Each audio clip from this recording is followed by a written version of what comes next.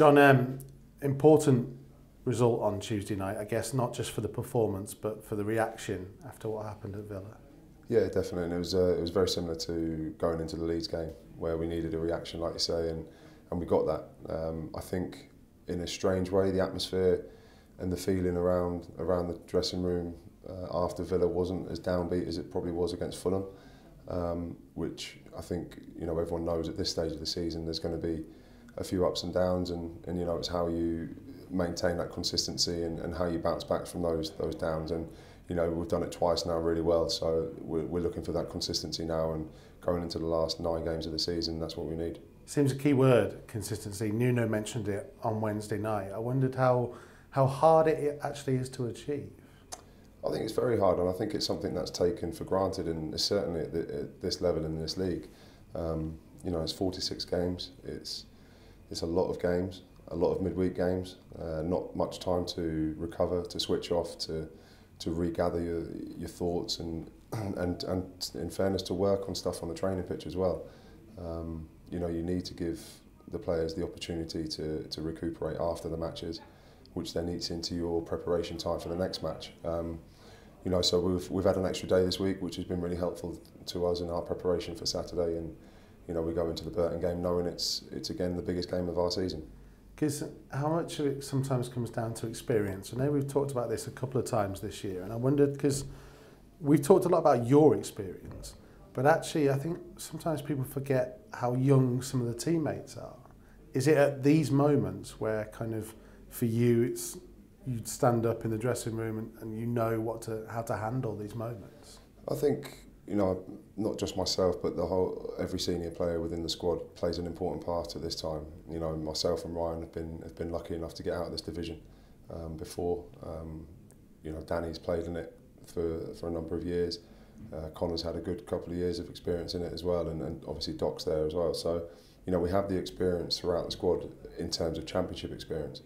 But I understand what you're saying about the age of the lads, but you forget they've got big game experience as well. We're talking Champions League, we're talking La Liga, Portugal League. We've got big game players, and I think coming into the most important part of the season, where we have got some big games coming up, they'll be vital for us as well.